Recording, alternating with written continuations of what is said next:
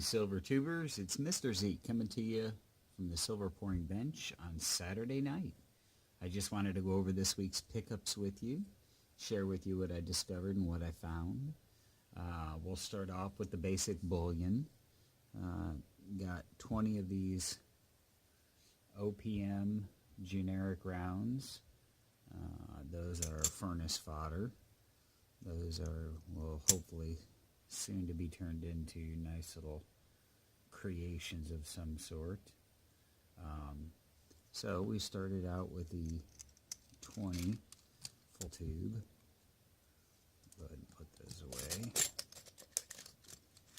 Alright, so there's the full tube, and then we've got 6 additional buffalo rounds, I think it was. 2, 4, 6, yep, 6 buffalo rounds we'll add to the pouring stack. Now on to the interesting stuff.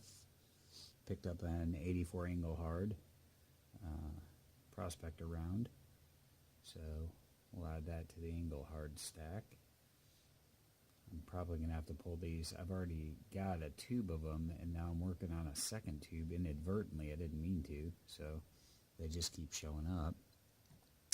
I picked up another 2-ounce Release the Kraken round.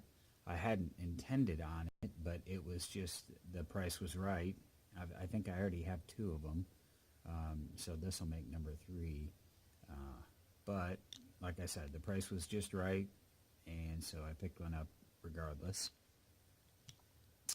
My coin roll hunting paid off. I traded in the 40%ers I had for a tube of 90% silver quarters. Get this to focus here. Let's see if I can get a little better light on this. There we go. Alright, yep. Got a tube of 90% quarters, and they're all standing Liberty quarters. And so that's the second tube of standing Liberties I've got now. I picked up, and most of them are in, you know, fair shape. These don't tend to hold up as well as a lot of the 90% designs. These tend to smooth out a little bit faster, but they're still just probably one of my favorite coins. I haven't gone through dates or anything like that. I don't typically do that. I just throw them in the tube, and that one's stuck in the bottom. There we go. Sticking, hiding. It's got a little schmutz on it. So anyway, so yep, traded the 40% 50-cent pieces for some 90%. I need to put a peanut in the top of this so they don't bounce around. Picked up these 5 generic rounds that were a little bit different, not necessarily melt silver. The first one, I don't know that much about the history, the story behind these, but this is the Noir Fed, I guess is what they're called, Liberty dollars. This guy apparently got put in prison. He was minting his own money. He put a monetary value on it, $10, silver, 1 ounce, $9.99 fine, 2003. I don't know the background behind it. I just know that I've heard people mention Noir Fed silver before, and so I had the opportunity to get one of these, and I thought I'd grab it. What the heck? Not overly attached to it, but it was unique, so I got it. This is the one that caught my eye. This is a Whitman, as in Whitman coin books and flips and all of the supplies. A Whitman Round, which I thought it really, 1989, it really, this was, I guess, in celebration of the 43rd edition Red Book, 1989. Oh, got an alert. Anyway, and I like the design on it. So this, I picked up this Whitman. I keep flipping it like it's coin orientation when it's metal orientation.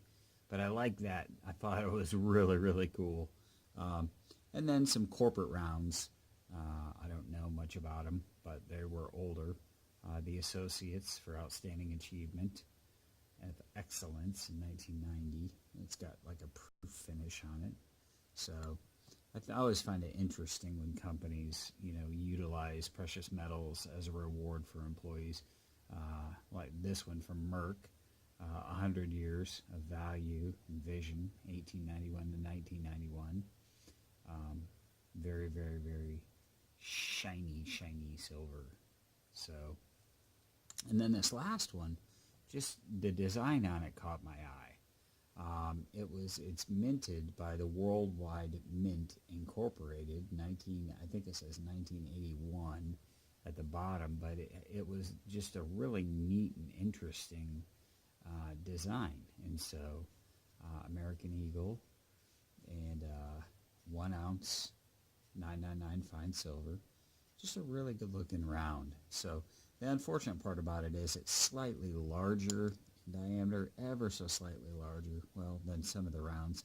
And so I'm not sure if it's going to fit in a tube, but I think I'm going to take some of my more interesting rounds and put them in flips and put them in sheets instead of in tubes, so I can flip through books and look at them. So I think that about covers the pickups. I did do a trade with a friend of mine named Bowfin, who's an avid fisherman. He had spotted in one of my unboxing videos a saltwater Spyderco knife that I had that he really liked, and so we cooked up a deal. He sent me this is a 2000, see if I can get it to focus, 2001 American Silver Eagle Classic. Camera didn't want to stay up. I forgot to tighten it, so my apologies. Just a nice classic American Silver Eagle. Throw that in the tube, and he sent along a little baby. Let's see if I can get this to focus. There we go. Little baby Silver Eagle, which I wish our mint would make, that like they do with gold, but with silver, half ounce, quarter ounce, 10th ounce silver eagles, like they do with the gold coins, but they don't. So anyway, because that'd be neat if that was actually from the U.S. Mint. And so I'll put that right on top of its big sister. He sent me some wonderful, wonderful additions to my 90% box. Walking Liberty, 1941. A gorgeous eagle on the back. And a couple of Benjis, a 62 and a 54. Probably one of my in the top 3 favorites, design-wise, for our metal currency of all time. That Benjamin just really, and they really just stand the test of time. The design on the Benjamins, as far as a wear factor goes, the Benjamins hold out probably better than any other than the 64s. That Benjamin they really hold out as far as wear on them better than most coins I see. And so, and then he got a little note. He sent me a little note. There was a dime. Let's see, I think it's a 1954. A 1956, I think, dime. He actually got this in his pocket change and sent it along to me, hoping that it would bring me luck. So I greatly appreciate that, Bowfin, my brother. So good luck fishing. Hope that Spyderco gives you plenty of years of rust-free service.